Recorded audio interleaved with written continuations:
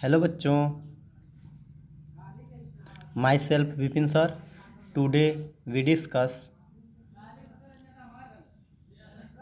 The classification of polymer. In previous video, I will also explain the classification of polymer in which some part are remaining.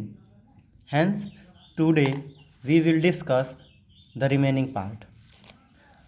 In this, based on molecular forces, this is an one classification based on molecular forces. ठीक है, तो molecular force के according polymer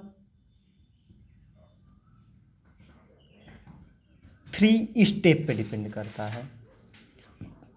कितने step पे? 3 step. Number first,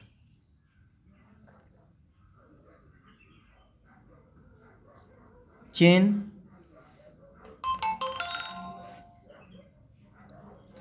initiation step.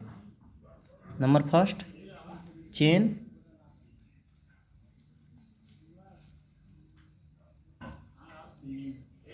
Initiation step. ठीक है।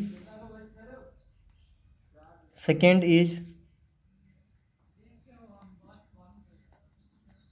Chain propagation step. Okay. And third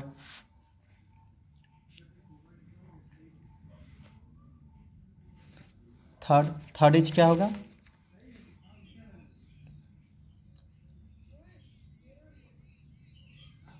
chain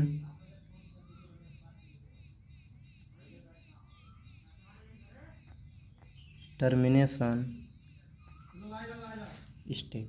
देखिए, ये 3 है। एक चेन इनिशिएशन स्टेप है, सेकेंड है चेन प्रोपेगेशन स्टेप है, थर्ड है चेन टर्मिनेशन स्टेप है।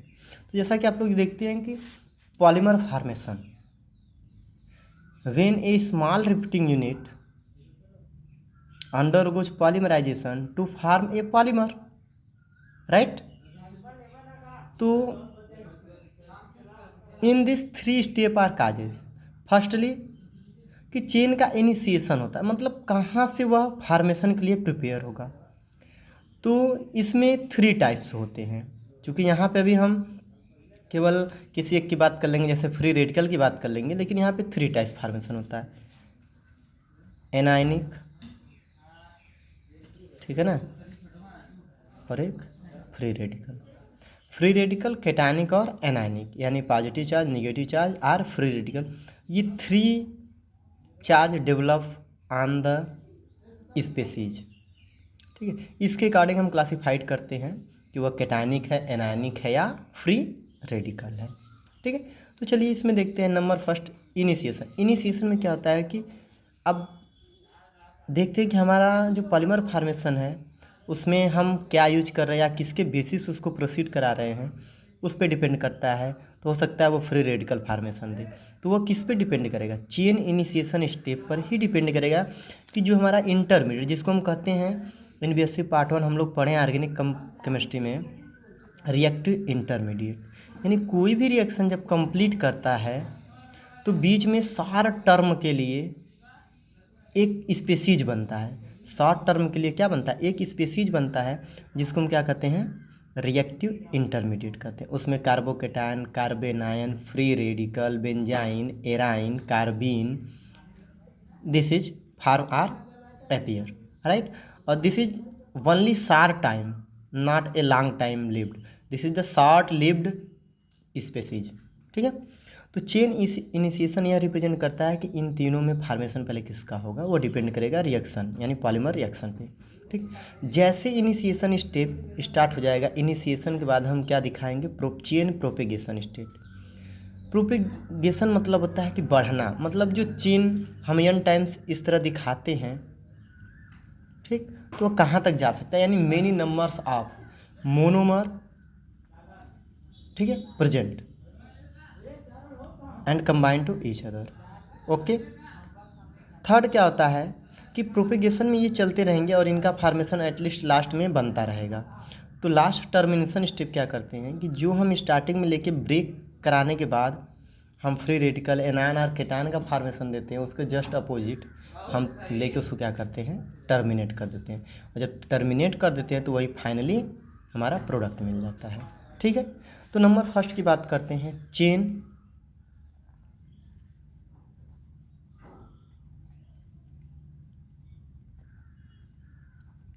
इनिशिएशन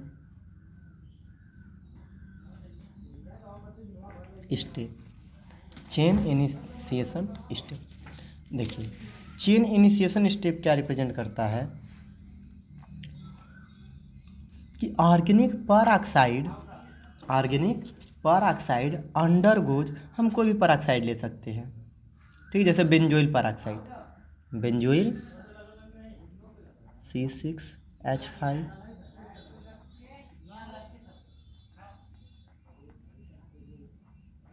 ये देखिए ये हुआ बेंजोइल पर ऑक्साइड। इतना क्लियर हुआ? ठीक। बेंजोइल पर oxide undergoes homolytic fission. Homolytic fission जानते हैं? देखिए, दो टाइप्स फिजन होते हैं, एक होमोलिटिक होता है और दूसरा क्या होता है, हेट्रोलिटिक। इसको हम यहाँ पे दर्शा दे रहे हैं। होमोलिटिक, तो होमोलिटिक में क्या होता है, ओनली फ्री रेडिकल फॉर्मेशन होता है। और हेट्रोलिटिक में क्या होता है कि ऐसे कोई मालिक्यूल से तो A+ में जाएगा और B- यानी केटायन और एनायन फॉर्मेशन होते हैं। ये होमोलिटिक फिजन है, तो जैसे मालिक्यूल से A फ्री रेडिकल बन जाएगा और B फ्री रेडिकल बन जाएंगे। लेकिन यदि वहीं क्या हो, हेट्रोलिटिक फिजन हो, तो वहाँ पे A+ और B- का फॉर्मेशन होगा। इतना समझ में आया आप लोग को, होमोलिटिक और हेट्रोलिटिक फिजन। तो in this chain initiation step में हम कोई ऑर्गेनिक पर ऑक्साइड ले लेते हैं और उसको हम किसमें, मतलब वो किसके थ्रू उसका हम फिजन करते हैं, होमोलिटिक फिजन के through, to form a free radical which is act as initiator. उसको हम क्या कहेंगे, इनिशिएटर कहेंगे। और इनिशिएटर होता क्या, इनिशिएटर एड्स टू, जब इनिशिएट हो जाएगा तो initiator adds to carbon carbon double bond. Carbon carbon क्या करेगा, double bond of an alkene molecule to form a new free radical. तो जब ये इसके साथ चला जाएगा तो यह वापस आएगा तो नया बॉन्ड फॉर्मेशन स्टार्ट हो जाएंगे। चलिए यहाँ पे देखते हैं कि बेंजोइल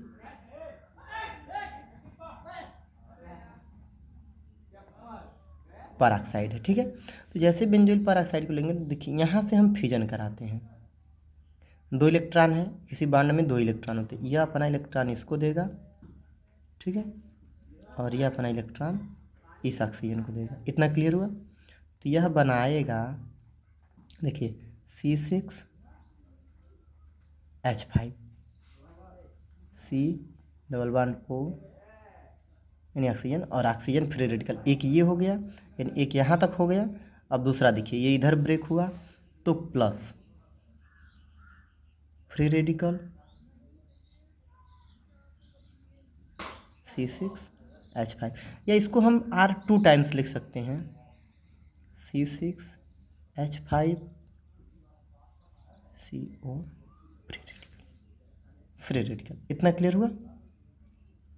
इसको हम अब देखिए यहाँ से अब इसको फिर क्या करते हैं, हम ब्रेक कराते हैं। तो 2 को हटा देते हैं, C6H5 C+O फ्री रेडिकल। ठीक है, अब देखिए यहाँ से तो ये करेंगे क्या कि इसके भी 2 इलेक्ट्रॉन है, तो 1 इलेक्ट्रॉन यह हुआ, 1 इलेक्ट्रॉन यह हुआ, यह आएगा यहाँ सिंगल अपना इलेक्ट्रॉन देगा, तो यह बांड यहाँ से आके इसको अपना 1 इलेक्ट्रॉन देगा। देखिए कार्बन और ऑक्सीजन के बीच डबल बांड फॉर्मेशन हो गया। तो इस जगह यह बांड जब यहाँ से ब्रेक कर गया, ठीक है, तो यह क्या होगा, यह अपना इलेक्ट्रॉन इसको दे दिया। ठीक, तो यह बनाया phenyl C6H5 free radical phenyl, और ये क्या बना लिया, CO2 बना लिया। इसको हम कहेंगे फेनिल फ्री रेडिकल। इतना क्लियर हुआ आप लोग को? ये मैकेनिज्म था, ये इनिशिएशन स्टेप है। कोई भी पेरोक्साइड हम ले लेते हैं, ऑर्गेनिक पेरोक्साइड, और उसका इनिशिएशन कराते हैं तो वह ब्रेक करता है। तो पहले इस फॉर्म में कन्वर्ट होगा 2 टाइम्स, फिर इसका हम ब्रेकिंग कराएंगे तो यह ऑक्सीजन अपना एक इलेक्ट्रॉन जब कार्बन और ऑक्सीजन के बीच बॉन्ड फॉर्मेशन देगा तो यह अपना इलेक्ट्रॉन यहाँ देगा, तो इसके बीच जो बॉन्ड होगा ब्रेक कर जाएगा, तो यह कार्बन अपना इलेक्ट्रॉन पुनः वापस ले लेगा, जो फेनिल फ्री रेडिकल का फॉर्मेशन देगा। तो अभी ध्यान दीजिए, अभी यहाँ पे इनिशिएशन स्टेप हो रहा है, लेकिन अभी हम कोई मोनोमर नहीं यूज किए हैं। अभी हम क्या यूज कर रहे हैं, अभी केवल पेरोक्साइड को हम लिए हैं और एक इंटरमीडिएट फॉर्मेशन दे रहे हैं। यह क्या दे रहे हैं, एक इंटरमीडिएट फॉर्मेशन दे रहे हैं। अब इस इंटरमीडिएट से हम क्या करेंगे, इनिशिएशन स्टेप स्टार्ट करेंगे। तो चलिए कोई लेते हैं CH2 double bond CH2। Do you know ethene, क्या नाम है इसका, एथीन है प्लस, ठीक। अब इसके साथ क्या लेंगे, C6H5 फ्री रेडिकल। देखिए अब यहाँ पे यह डबल बॉन्ड है, दिस इज द मोनोमर। क्या है यह, monomer.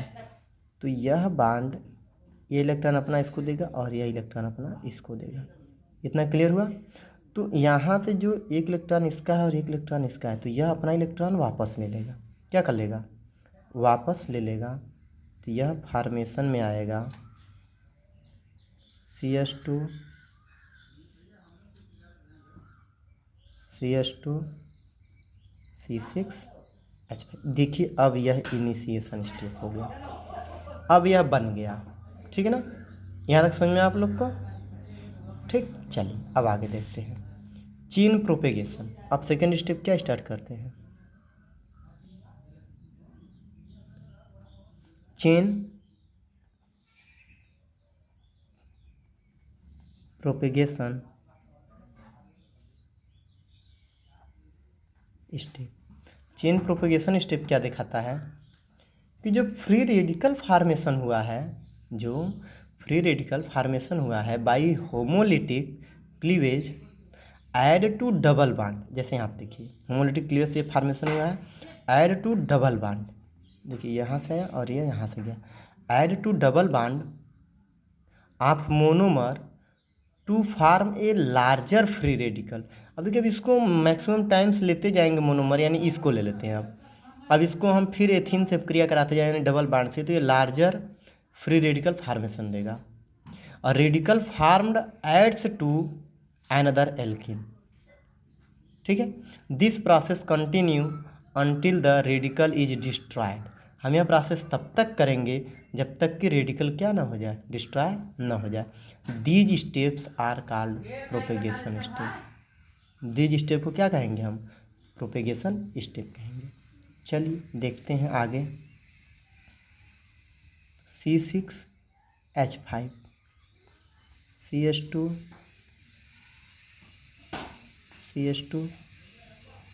Free radical plus CH2 double bond CH2। ध्यान दीजिए, अब ले लिए, ठीक। अब इसका क्या करते हैं, एक इलेक्ट्रॉन इसका लेते हैं और एक इलेक्ट्रॉन इसका, दोनों आपस में बॉन्ड फॉर्मेशन, यह कार्बन आपस में बॉन्ड फॉर्मेशन चले जाएंगे, तो यह कार्बन अपना इलेक्ट्रॉन वापस ले लेगा। ठीक, जब वापस लेगा तो यह बनाएगा C6H5 CH2। देखिए इतना तो यही था, अब इसको ऐड करिए तो ये हो जाएगा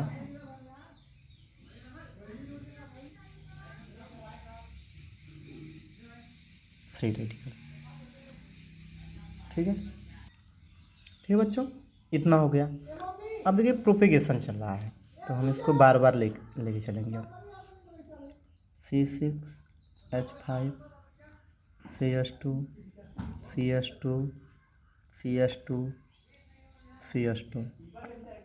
प्लस, फिर देखिए डबल बॉन्ड CH2 लेंगे, तो यह देखिए फिर अगेन आया, यह यहाँ से अपना एक इलेक्ट्रॉन दिया और यह एक इलेक्ट्रॉन अपना वापस लिया, तो यह गया और यह बनाया C6H5CH2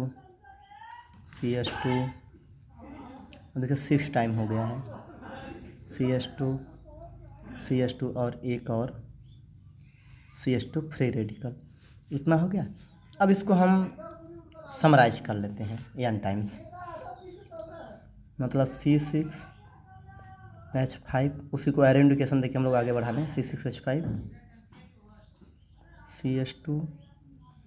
CH2 इन n टाइम्स, ठीक। CH2 free radical. ये देखिए प्रोपेगेशन हो गया। क्या हो गया? प्रोपेगेशन हो गया। देखिए अब पॉलीमर ये फार्मेशन दे दिया है। ये लॉन्ग चेन अगर हम इसको यहाँ से रिमूव कर दें और इसको रिमूव कर दें तो यह पॉलीमर हो गया, ठीक। इसको हम लोग आगे देखते हैं। अब किस स्टेप में? Third step. और वह थर्ड स्टेप क्या है? Chain termination step. देखिए चेन टर्मिनेशन स्टेप क्या होता है? Chain termination step for termination of the long chain free radicals combine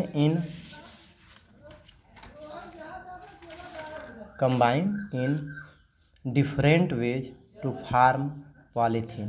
मतलब इसमें डिफरेंट वेज में ऐड करेंगे और ये क्या बनाएगा? पॉलीथीन बना लेगा, ठीक है। तो चलिए, तो इसमें देखिए 2-3 मोड होते हैं। तो हम पहले एक लो डेंसिटी, पहले हम लोग डायरेक्ट देखते हैं कि 1 mode of termination of chain is shown as under, कि कैसे टर्मिनेशन हो रहा है। तो पहला ले लेते हैं कि देखिए यही है ना। चलिए इसको लिखते हैं C6H5 CH2 n terms CH2 free radical, फिर प्लस। अब इसी को वापस ले लीजिए। CH2 टर्मिनेट करना है, उसे टर्मिनेट करिए। CH2 N times C6H5। अब एरो इंडिकेशन और एरो बढ़ा के अब देखिए, लिखिए C6H5, ठीक। CH2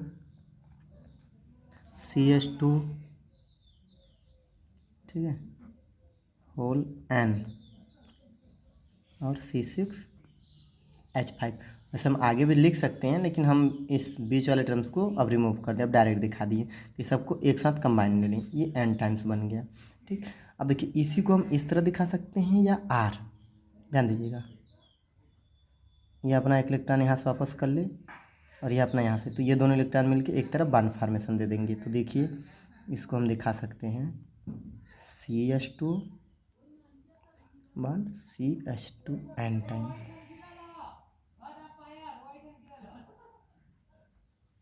ठीक है। यह हुआ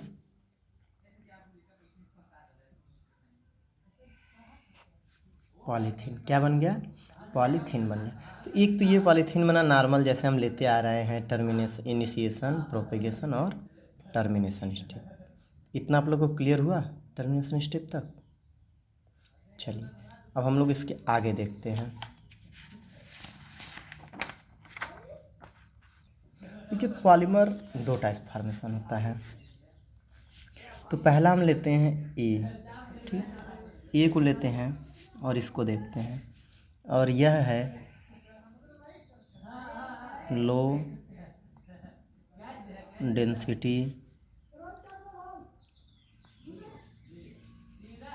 पॉलीथीन या LDP, ठीक है। Is a polymer of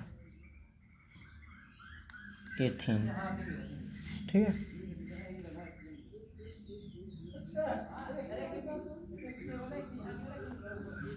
ethylene ले लिए, कितने टाइम्स लिए हैं? N टाइम्स लिए। यहाँ देखिए ये मोनोमर है और यही कितनी N टाइम्स, मतलब बार बार रिपीट हो रहा है। तो अब देखिए क्या है कि ये 350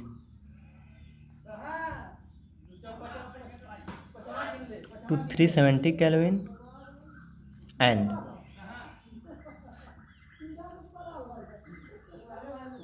एटीएम प्रेशर, ठीक है, और in presence of O2, in presence of O2 to form CH2N, ठीक है, ये हो गया। और यह जो फार्मेशन हुआ LDP का हुआ, यानी लो डेंसिटी पॉलीमर एथीन, क्या होगा, एथीन होगा, ठीक है ना। तो पहला प्रिपरेशन क्या था, लो डेंसिटी पॉलीथीन यानी LDP is a polymer of ethene. अब इसमें क्या है, CH2 यानी N टाइम्स लिए हैं, CH2 double bond CH2 at 350 to 370 Kelvin, 1000 to 2000 atmospheric pressure and in presence of O2 to form low density polythene। Okay, ठीक। चलिए अब दूसरा हम लोग देखते हैं, second point B, high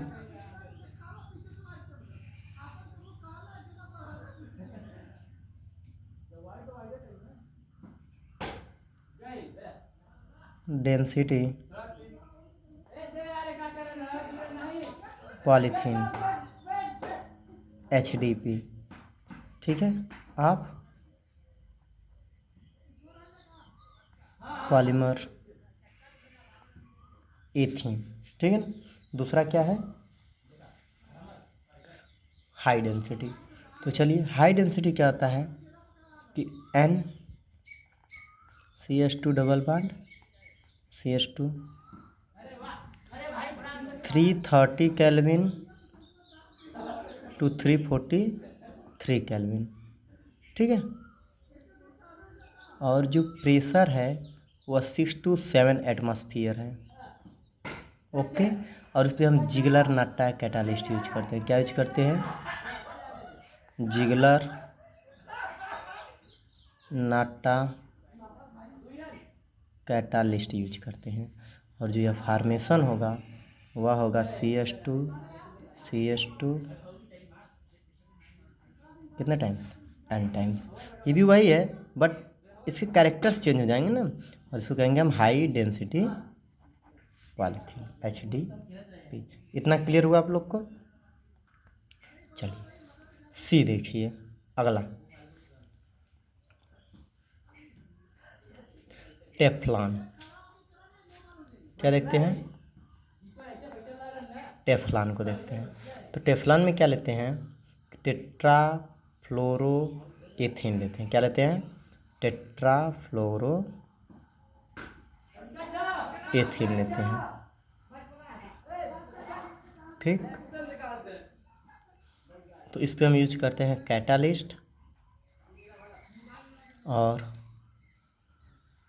high pressure, क्या यूज करते हैं, हाई प्रेशर यूज करते हैं। तो ये बनाता है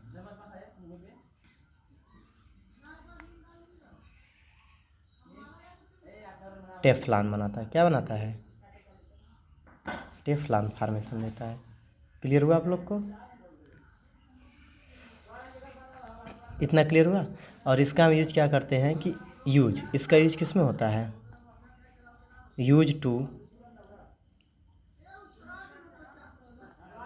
मेकिंग सील ऑयल गैस्केट्स और नॉन स्टिक सरफेस कोएटेड अनटेंसाइल, ठीक है ना। ये हो गया गैस्केट, सील ऑयल ETC, इसमें हम टेफ्लॉन का यूज करते हैं। नेक्स्ट डी है, ठीक है। और ये सब जितना आप लोग डिस्कस कर रहे हैं ये total based on the molecular forces पे है, ठीक। अब क्या है, एक्रोनाइट्राइल। अगला क्या है,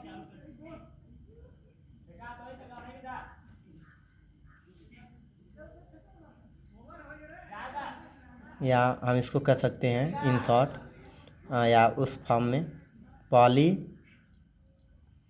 एक्रिलोनाइट्राइल, ठीक, R एक्रिलो नाइट्राइल, ये this is the polymer of this. ठीक है, यानी एक्रोनाइट्राइल का पॉलीमर क्या है? पॉली एक्रोनाइट्राइल। ठीक, तो पहले हम एक्रोनाइट्राइल का फार्मूला लिखते हैं, तो CH2 डबल बॉन्ड CH और CN लिखते हैं। ठीक, इसको कितना टाइम लेंगे? n टाइम लेंगे। और ये क्या है? एक्रोनाइट्राइल, जिसको हम n टाइम्स लेंगे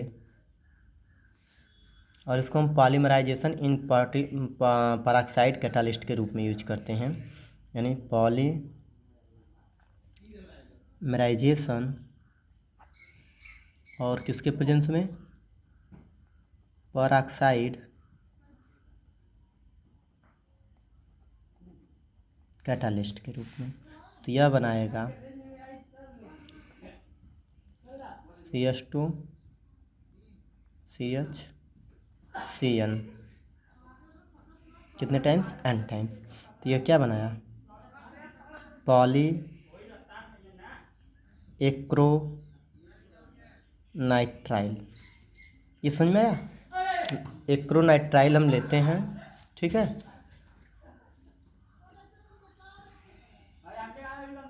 एक मिनट सॉरी,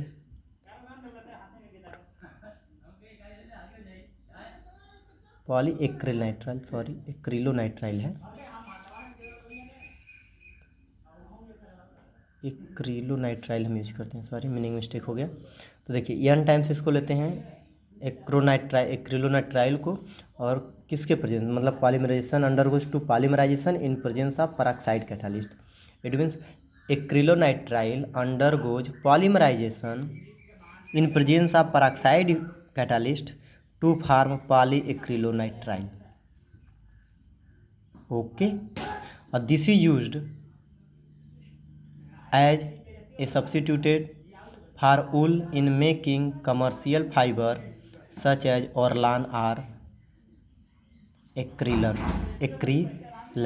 ठीक है, इतना हो गया, इतना क्लियर हुआ? ठीक, चलिए अब हम लोग देखते हैं नेक्स्ट टॉपिक, पॉली एमाइड। ठीक सर, पॉली एमाइड्स। तो पॉली एमाइड्स में तो मैक्सिमम आते हैं, जैसे नायलॉन 6,6 है, नायलॉन 6 है। ठीक, उसके बाद ठीक, चलिए पॉलीमाइड में थोड़ा सा देख लेते हैं कि पॉलीमाइड होता क्या है। The polymer passes amide linkage CONH, जैसा कि हम पहले बताए हैं आप लोग को, दिस बांड इससे कनेक्टेड होते हैं, यह बांड है, इसको कहते हैं पेप्टाइड बांड। ठीक है, in chain these polymer are known popularly as nylons, यानी जिस भी पॉलीमर में यह, इस तरह भी आप देख सकते हैं CONH, अगर यह बांड प्रेजेंट हो गया, ठीक, इसका मतलब वह पॉलीएमाइड पॉलीमर है, और इसको पॉपुलरली क्या जानते हैं? नायलॉन से जानते हैं। किससे जानते हैं? नायलॉन से जानते हैं। तो हम लोग नायलॉन की बात करते हैं। Number first, nylon 6,6। ठीक, नायलॉन 6,6 क्या होता है? ये सब क्लासिफिकेशन में ही चल रहा है। ठीक है, तो इट इज प्रिपेयर्ड। अब ये कैसे प्रिपेयर्ड होता है? It is prepared by the condensation polymerisation of hexamethylene diamine. तो अभी कंडेंसेशन का डिस्कशन नहीं किए हम, केवल यहाँ आप लोग को नायलॉन 6,6 का केवल प्रिपरेशन दिखाएंगे। ठीक है, तो ये क्या है कि कंडेंसेशन पॉलीमराइजेशन में आता है, इसमें हम लेते हैं हेक्सामेथिलीन डाइएमीन और एडिपिक एसिड। तो हम पहले एडिपिक एसिड लिखते हैं,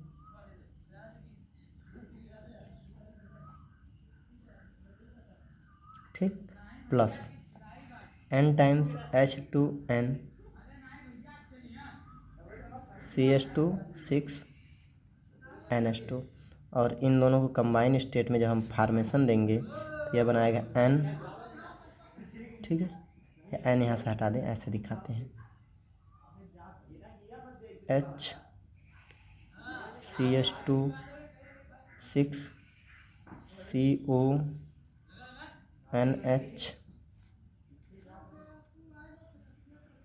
ठीक है। ओह, ये रिवर्स हो गया, इसको अभी यहाँ पे रहना चाहिए, यहाँ नाइट्रोजन होगा, ठीक, और ये हाइड्रोजन होगा, सॉरी, ठीक। और यहाँ पे हो गया C डबल बॉन्ड O, और ये हुआ CH2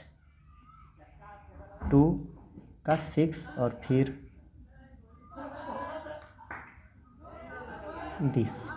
this is called nylon 6, ठीक है।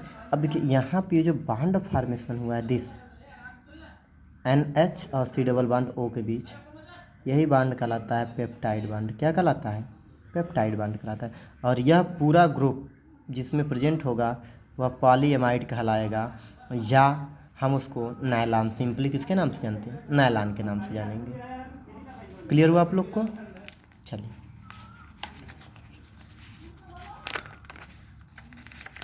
हम लोग आगे देखते हैं।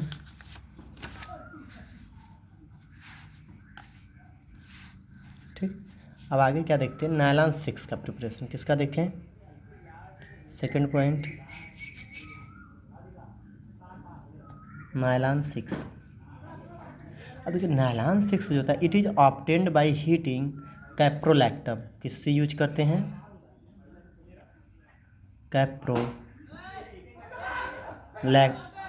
Caprolactam with water at high temperature, with water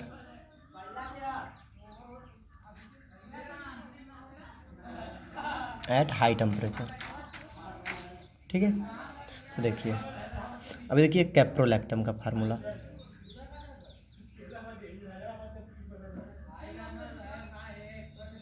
H2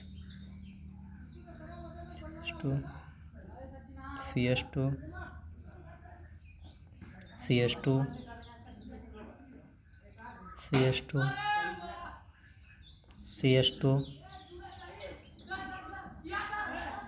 CH2। देखिए कैप्रोलैक्टम हो गया, इसको हम लिख देते हैं आपको, या आप याद कर सकते हो कैप्रोलैक्टम, ठीक। प्लस अब इसके हम क्रिया किससे कराएं? इसको ऐसे बंद कर सकते हैं, और plus H2O eight 533 to 543 kelvin, ठीक है। तो यह जो फार्मेशन देगा वह बनाएगा, ठीक है। वो टोटल बॉन्ड ब्रेक हो जाएगा। इसका मैकेनिज्म हम आपको आगे जब कंडेंसेशन पॉलीमराइजेशन एक्सप्लेन करेंगे तब उसमें आप लोग को समझाएंगे।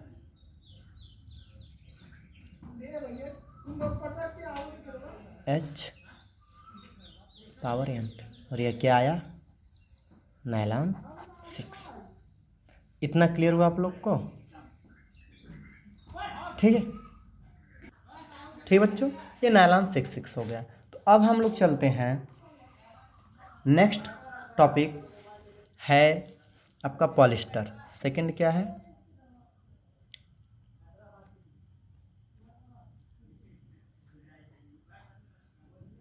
पॉलिस्टर, ठीक। चलिए पॉलिस्टर में क्या है? These are the poly condensation. यह क्या है? दीज आर पॉली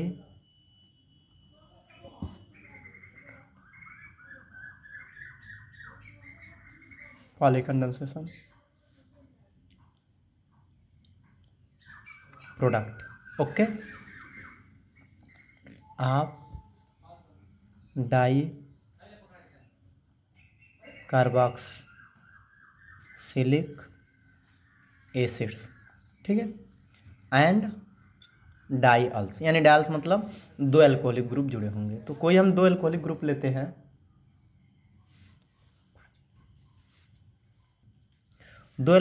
लेते हैं, जैसे NHOH2C, यानी ये क्या है जान बता सकते हैं इसका IUPAC नेम? 1,2 इथेन 1,2 डाइयल, ठीक है, इथेन 1,2 डाइयल। फिर प्लस हम लेते हैं बेंजेन 1,4 डाइओइक एसिड, ठीक है ना। क्या लेते हैं?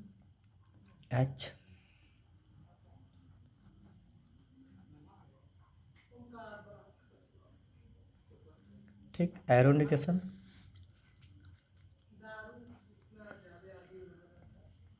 CH2 डबल बॉन्ड O,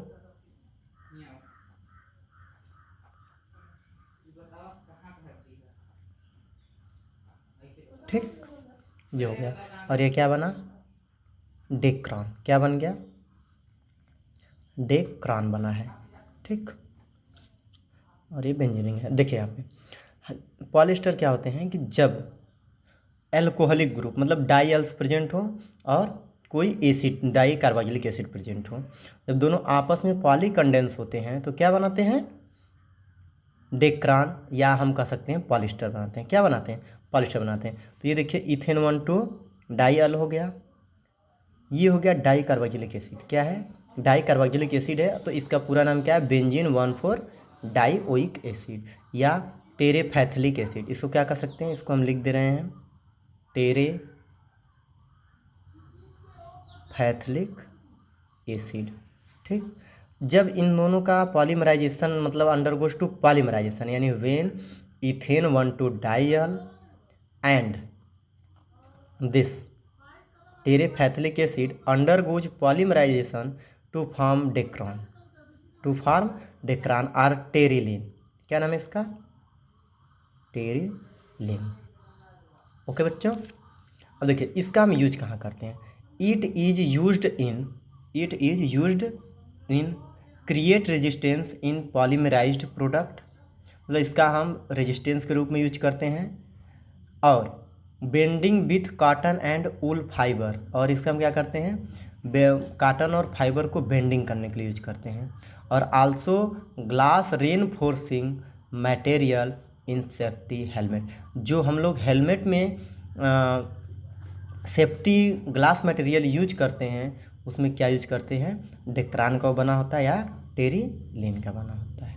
इतना क्लियर हुआ, चलिए इतना समझ गए होंगे। तीसरा है फिनाल।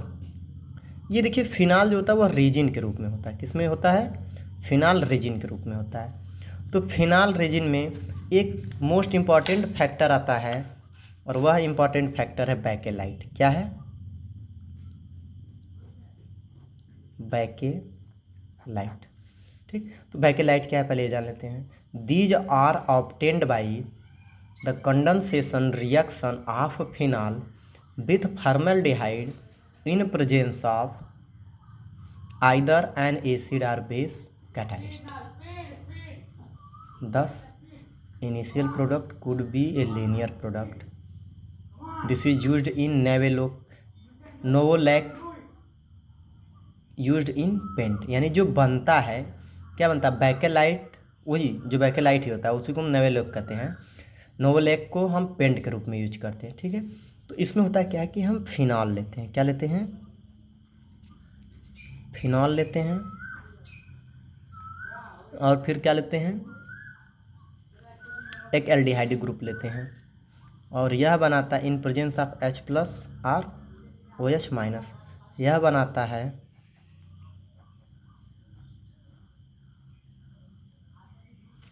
देखिए CH2OH, एक आर्थो बना लेगा और एक पैरा बना लेगा, ठीक है। एक आर्थो एक पैरा हो गया, और एक क्या होते हैं, आर्थो पैरा पर, यानी तीनों साइड अटैच होते हैं, CH2OH और OH, ये बन गया। फिर अब देखिए इसमें एक को n टाइम्स लेते हैं, जैसे 3 प्रोडक्ट बने हैं ना, एक प्रोडक्ट और बनेगा, यहाँ देखिए यह आर्थो प्रोडक्ट केवल CH2OH, ठीक। देखिए 3 प्रोडक्ट बने, 2 टाइम्स 3 टाइम्स, यानी आर्थो पैरा आर्थो प्रोडक्ट बना, ठीक है ना। ये 3 प्रोडक्ट बन गए। अब इसमें से हम किसी एक को ले लेते हैं, चलिए हम इसको ले लेते हैं, ठीक। अब इसको जब लेंगे,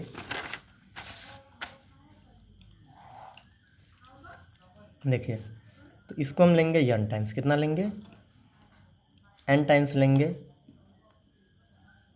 CH2OH और OH, और इसका H+ प्रोटीनेशन करेंगे तो यह बनाएगा CH2OH CH2, ठीक। OH, फिर यहाँ CH2 ऐड करिए, ये OH, और यहाँ CH2 करके छोड़ दीजिए, ये OH। सिमिलर केस में ऐसे ही यहाँ बॉन्ड फार्मेशन इसके साथ ये होता जाएगा और ये क्या बनाएगा, बैक के लाइट बनाएगा या नोवो लैग फार्मेशन देगा। ठीक है, तो ये हो गया in short classification of on the basis of molecular forces. ये जितना था classification of basis of molecular forces हो गया।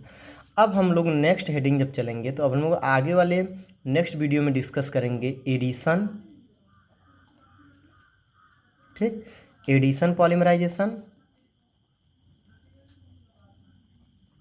And condensation polymerisation. ओके बच्चों, ठीक है, तो चलिए नेक्स्ट वीडियो में इसको हम लोग डिस्कस करते हैं। ठीक है।